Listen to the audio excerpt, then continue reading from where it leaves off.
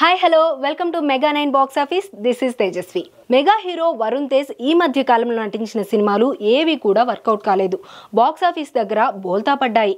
గని, Gandeevadhari Arjuna, operation Valentine, matka ఇలా వరుణ్ చేసిన ఏ సినిమా కూడా సక్సెస్ అందివ్వలేకపోయింది.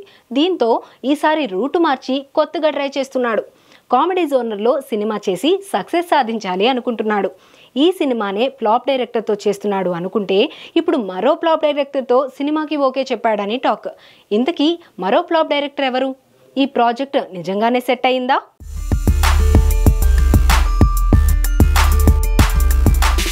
వరుణ్ తేజ్ వరుసగా ఫ్లాప్స్ చూసిన తర్వాత రూటు మార్చి కామెడీ మూవీ చేస్తున్నాడు.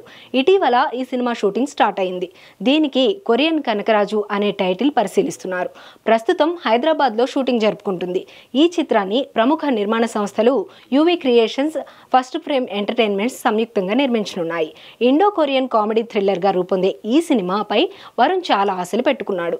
ఈ సినిమాను సాధ్యమైనంత త్వరగా రిలీజ్ చేయాలి అనుకుంటున్నారు. మేర్లపాక గాంధీ ఫ్లాపుల్లో ఉన్నాడు. అతనితో సినిమా చేయడమే రిస్క్ అనుకుంటే ఇప్పుడు మరో ఫ్లాప్ డైరెక్టర్తో మూవీకి ఓకే చెప్పి మరో రిస్క్ చేయబోతున్నాడని టాక్ వినిపిస్తోంది.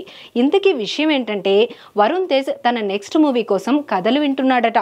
తాజాగా దర్శకుడు రాధాకృష్ణ వరుణ్ తేజ్కు ఒక కథ వినిపించినట్లు తెలుస్తోంది. గోపీచంద్తో జిల్ అనే సినిమా తీశాడు. అది ఫ్లాప్ అయింది. పాన్ ఇండియా స్టార్ ప్రభాస్తో రాధేశ్యామ్ అనే చిత్రాన్ని తెరకెక్కించాడు. అది భారీ డిజాస్టర్ అయింది. ఆ తర్వాత గోపీచంద్తో ఓ సినిమా చేయాలని చూసినా అది వర్కౌట్ కాలేదు. ఇప్పుడు వరుణ్ తేజ్తో తన నెక్స్ట్ మూవీని తెరకెక్కించాలని ఆ డైరెక్టర్ ప్లాన్ చేస్తున్నాడట.